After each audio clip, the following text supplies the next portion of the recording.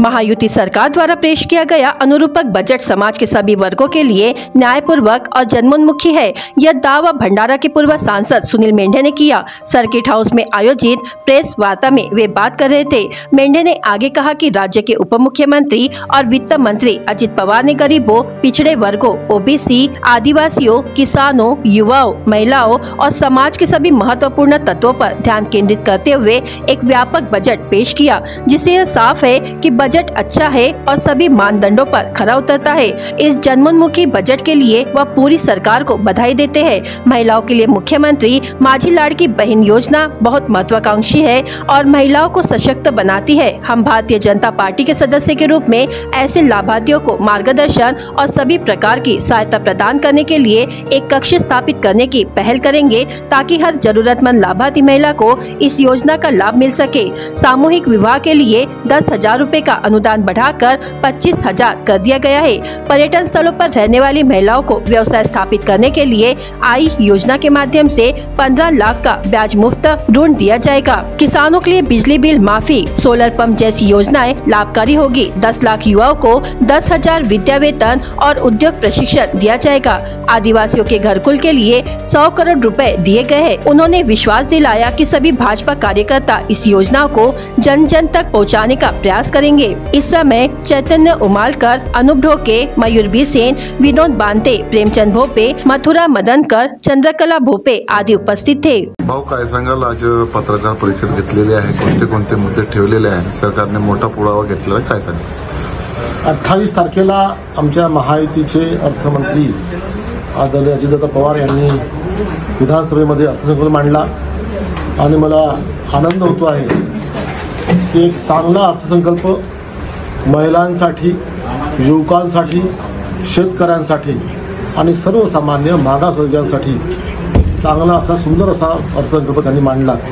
विशेषतः महिला भगिनींसाठी मुख्यमंत्री लाडकी बहीण योजना, एक महत्वाकांक्षी योजना 21 वर्षापासून 60 वर्षापर्यंतच्या सर्व सरसकट महिलांना ज्यांचं वार्षिक उत्पन्न 2.5 लाखापेक्षा कुटुंबियांचं कमी आहे अशा सर्व महिलांना 1,500 रुपये प्रति महिना अशी मोठी रक्कम सगळ्या महिलांना सरसकट मिळणार आहे, पात्र महिलांना।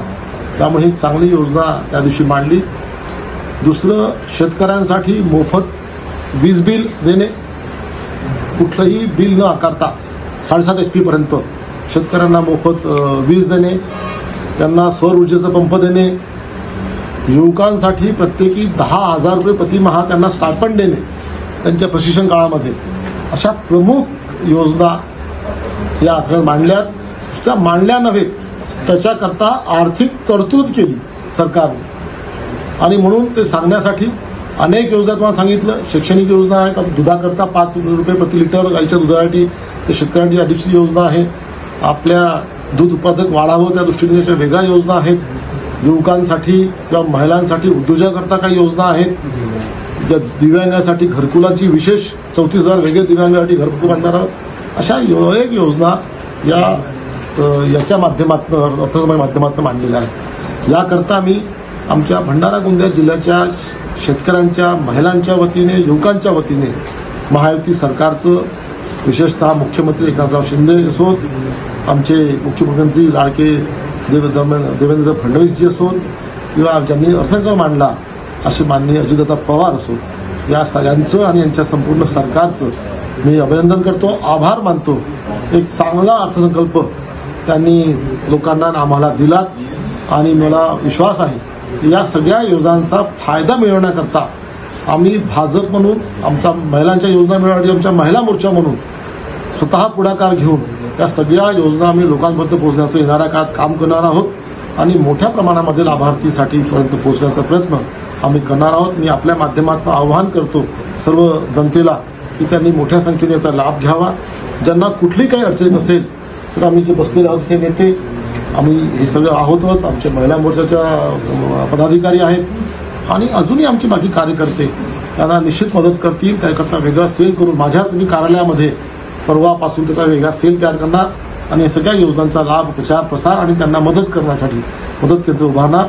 आमचे कार्यकर्ते, आमच्या महिला मोर्चाचे पदाधिकारी सगळ्या तिथे येऊन बसतील आणि या सगळ्यांना त्याचा फायदा देतील आणि सगळ्यांनी याचा मोठ्या लाभ घ्यावा असं आव्हान आपल्या माध्यमातून करतो आहे. धन्यवाद. जय हिंद, जय भारत.